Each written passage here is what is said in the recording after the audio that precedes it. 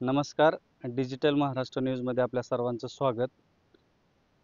आपण पळशी या ठिकाणी आहोत आणि पळशीमध्ये 1 जानेवारीला एक घटना घडली.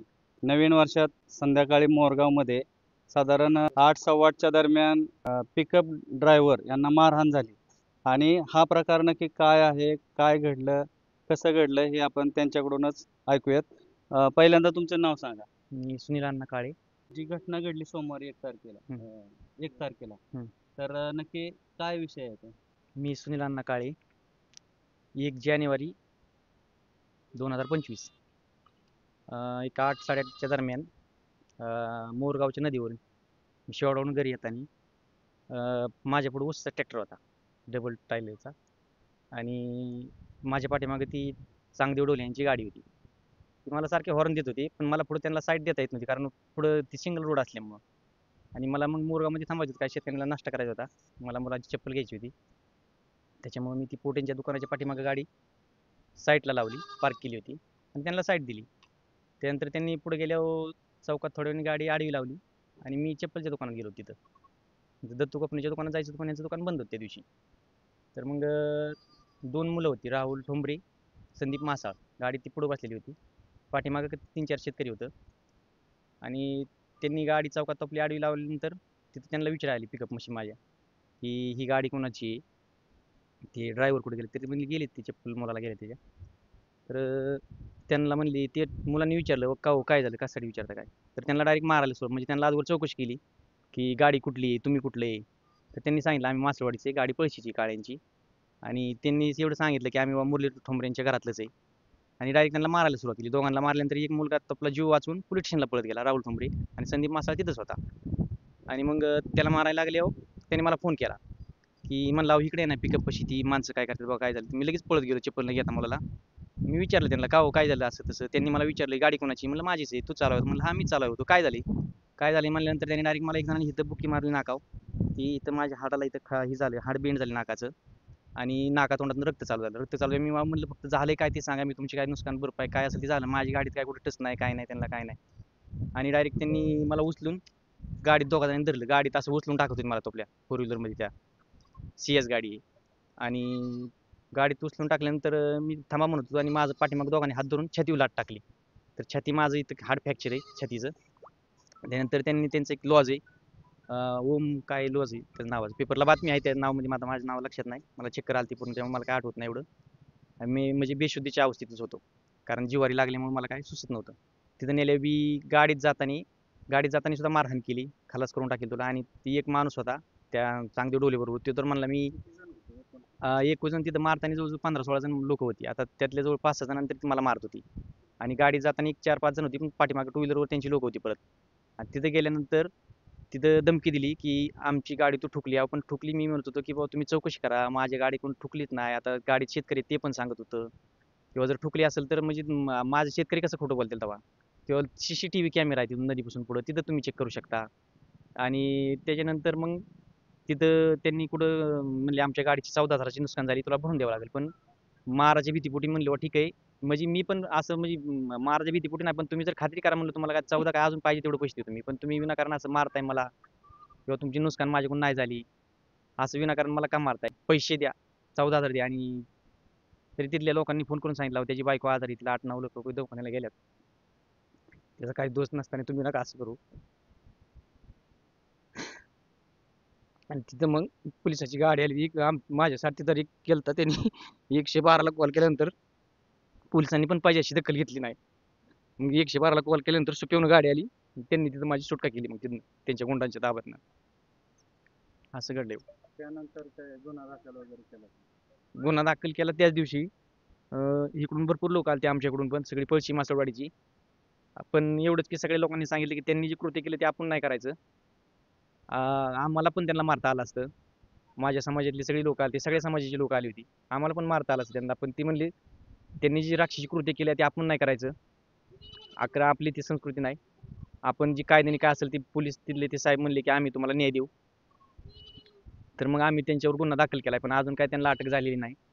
पण मला पोलिसांनी न्याय द्यावा एवढीच माझी अपेक्षा आहे. असं आज माझ्या बाबतीत त्या दिवशी म्हणजे मी मेलेतच जमा होतो. मी सोसलं माझ्या आणि मला माहिती मी कसं सोसलं ती. पण काही विनाकारण आज आपल्याकडे तिथे CCTV कॅमेरा आहे तुमच्याकडे. मी साईडला गाडी पार्क केली माझी मी. काही घेणं नाही देणं नाही असं जर अजून डायरेक्ट नुसतं पैशासाठी मारले मला फक्त पैसे दे एवढाच विषय बाकी काय तो. बरं तुमची जर आज मला म्हणजे आता रोड आहे कोणाचं पण ऍक्सिडेंट होत्यात तुम्ही समजून विचारू शकता झालंय काय काय कोणाला दुखापत झाली का काय काहीच नाही. काहीच विचारलं नाही डायरेक्ट मारायला सुरुवात केली मला.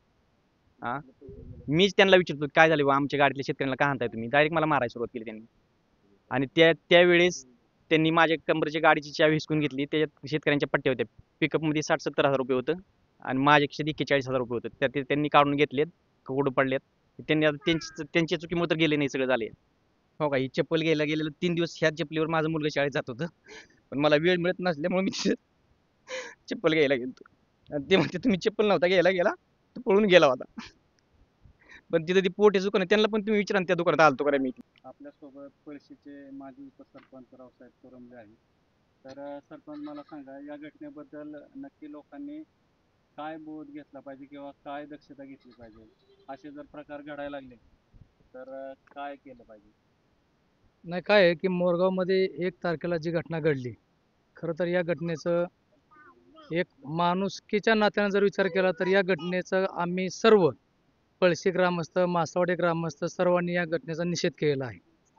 मोरगाव चौकामध्ये अशी जर घटना घडत असेल तर जे मनाला फार वाईट वाटतंय की आमच्याच पळशी गावचा एक शेतकरी सुनील अण्णा काळे यांना त्या ठिकाणी एवढं काय झालं होतं की मोरगाव चौकामध्ये एवढी मारहाण करून पुन्हा 100-500 मीटरवरती गाडीमध्ये टाकून नेऊन त्या ओमकार हॉटेलमध्ये नेऊन त्या ठिकाणी हातपाय बांधून एखाद्या खोलीत टाकू. जर मी तर खरं तर पोलीस प्रशासनावरती मी जास्त काही बोलणार नाही कारण पोलीस प्रशासन त्या ठिकाणी वेळेत पोहोचलं म्हणून पुढचा अनर्थ टळला. जर पोलीस प्रशासन त्या ठिकाणी पोहोचलं नसतं तर काय जीव जायला काय वेळ लागला असता. बीड सारखी घटना घडायला काय वेळ लागला असता. मग जर त्या माणसाची कोणतीच चूक नाही त्या माणसाचा कुठं काही संबंध नाही आणि जर अशा घटना घडत असतील तर तीव्र शब्दामध्ये मी खरं तर या घटनेचा निषेध करतो. माझी आता पोलीस प्रशासनाला एवढीच विनंती आहे की आमच्या पळशी मासावाडी मोराळवाडी सस्तेवाडी या लोणी वापकर या परिसरातून बरेच वाहनं त्या ठिकाणी शेवाळवाडीला तरकारी वाहतूक करत असतात आणि बरेच जणांकडे त्या ठिकाणी तरकारी विकल्यामुळे रोख रक्कम असते. ड्रायव्हर लोकांकडे बरेच लहान शेतकरी त्या ठिकाणी आपापली तरकारी विकण्यासाठी देत असतात त्यामुळे ड्रायव्हरांकडे सुद्धा त्या ठिकाणी बरीच रोख रक्कम त्या ठिकाणी येत असते. आणि अशा ठिकाणी जर मोरगाव सारख्या ठिकाणी त्या शेतकऱ्यांच्या पैशावरती किंवा त्या ड्रायव्हरकडे शेतकऱ्यांच्या असलेल्या पैशावरती डोळा ठेवून जर अशी वाहनं अडवली जात असतील तर शेतकऱ्यांनी आता काय कसं वागायचं कसं जगायचं असा प्रश्न आमच्या समोर उभा राहिला आहे. पोलीस प्रशासनाने अशा या हल्लेखोरांच्या वरती अशा या गावगोंडांच्या वरती कडक कारवाई करणं गरजेचं आहे. ठीक आहे की आमच्या माणसाचा त्या ठिकाणी जीव गेला नाही आमचं दैव चांगलं आमच्यावरती देवाची चांगली कृपा आमचा तो व्यक्ती त्या ठिकाणी वाचला. पण जर दुर्घटना घडली असेल तर आम्ही काय केलं असतं. आज त्यांच्या पत्नीचं मागल्या 1-2 महिन्यापूर्वीच केम हॉस्पिटलला 8 ते 9 लाख रुपये खर्च करून त्यांचं ऑपरेशन झालंय. त्यांची 2 मुलं त्या ठिकाणी शिकत आहेत. त्यांची या ठिकाणी 2 ते 3 एकर तरकारीची नासाडी झाली आणि त्यात अशा प्रकारच्या घटनेला सामोरं जायचं त्या कुटुंबाने काय करायचं नेमकं कोणाकडे जायचं. आदरणीय अजितदादा यांच्याकडे माझी खरं तर विनंती आहे आपल्या चॅनलच्या माध्यमातून की अशा या गावगोंडांच्यावरती दादांनी कडक कारवाई करण्याचे आदेश संबंधित विभागाला देणं गरजेचं आहे.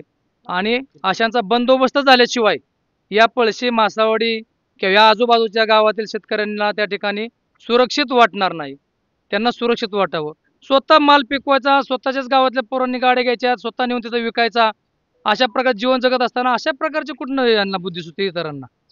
एकतर आम्ही दुष्काळ पट्ट्यात देतो जिरायत पट्ट्यात देतो आम्ही तेवढेच 8 महिने शेतीवरती तरकारी ची पिकं घेतो उत्तम प्रकारे आम्ही आता आमचं जीवनमान उंचावत आहोत.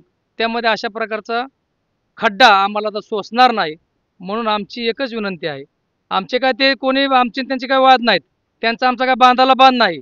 मात्र खंडणीच्या एकाच माध्यमातून किंवा त्यांचं अपहरण करून त्यांचे पैसे काढण्याच्या उद्देशाने हा केलेला प्रकार आहे किंवा तो असावा. पोलिसांनी तो तपास करावा. मोरगाव चौकात ती घटना घडली CCTV कॅमेऱ्याचे फुटेज काढावेत आणि त्या फुटेजवरूनची घटना बघितली तरी अंगावरती काटे उभे राहतील अशा प्रकारची घटना आहे. अतिशय मनाला वाईट वाटतं. आम्ही कोणाचंही या ठिकाणी विनाकारण त्यांच्यावर कारवाई नको मात्र ते सर्व प्रकार पाहून त्यांच्यावर कडक कारवाई करावी आणि अशा प्रकारे पुढं कोणत्याही प्रकारची घटना घडणार नाही म्हणून प्रशासनाने आमच्यासारख्या गावात येऊन आमच्या लोकांना त्या ठिकाणी शब्द द्यावा की असं पुन्हा काय घडणार नाही, आम्ही याची दखल घेऊ, काळजी घेऊ आणि तुम्हाला सुरक्षित वाटावं अशा प्रकारची कारवाई त्यांच्यावर करू, एवढीच माझी विनंती. धन्यवाद. आमच्या शेतकरी बांधवांची अशी भावना आहे की आमच्या त्या शेतकऱ्यांना सुद्धा त्या ठिकाणी मारलं गेलं. शेतकरी पण त्यामुळे काय झालं की थोडा घाबरला गेलाय आणि जे शेतकऱ्यांच्या मालाचे पैसे होते आपल्या सुनील काळे यांच्याकडे, त्यांच्याकडून ते पैसे सुद्धा काढून घेतले गेलेत. फार मोठी रक्कम आहे, ते रक्कम सुद्धा शेतकऱ्यांना देणं त्यांच्याकडून आहे. अशा प्रकारे रक्कम परस्पर काढून घेणं, नंतर शेतकऱ्यांना मारहाण करणं, अतिशय भीतीचं वातावरण निर्माण झालेलं आहे. याच्यावरती सुद्धा प्रशासनाने जरा फोकस करावा, त्याच्यातून सुद्धा कसा मार्ग काढता येईल तो प्रशासनाने काढावा, अशी आमच्या शेतकरी बांधवांची इच्छा आहे.